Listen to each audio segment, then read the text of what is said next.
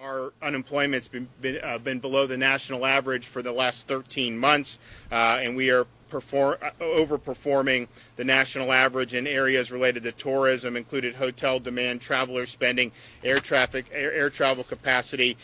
Hotel room revenue in August of 2021 in Florida was up 11% compared to pre-COVID August of 2019.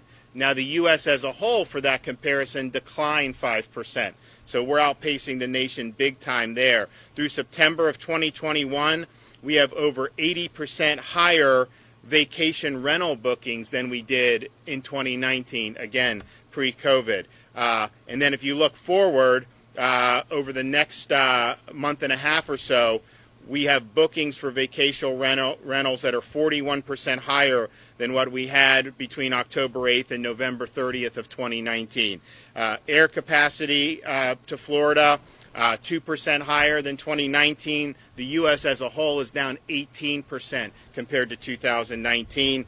And if you look at forward looking, we're looking at 9% higher through the end of November compared to that same period in 2019. And if you look at the quarter 2 2021 visitors to Florida, almost 32 million visitors, which was a 223% increase from 2020, which you might expect, but also a 6% increase from that same period in 2019. And so we want to keep that momentum going, and we understand that projects like this can really make a difference. We're also happy to report that about a month and a half ago, actually about 2 months ago, we launched a project to get treatment available for COVID-19 all across the state through monoclonal antibodies. And so since we did that in mid-August, we've had over 135,000 Floridians that have received these monoclonal treatments through 25 state sites.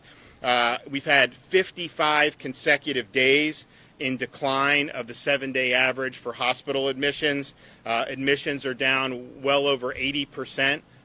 Since we started the treatments, and the hospital census has declined statewide for 49 consecutive days, and currently 47 states have higher 7-day case rates than the state of Florida does. Now, even as we were doing this, we still weren't missing a beat economically, but it sure is good to be able to see, many people, thousands and thousands of people being able to get treatment and being able to get kept from the hospital. So we're going to continue to supporting that, as we see whatever comes in store in that regard. We want to make sure that folks understand that there's options for them to be able to get themselves better. But we're excited for this. We're going to have more projects that we're going to be rolling out through the Job Growth Grant Fund, as well as other ways that we're going to be able to fund stuff. And then we'll look as we get into the legislative session. Unfortunately, our revenues are so strong that we have really healthy reserves.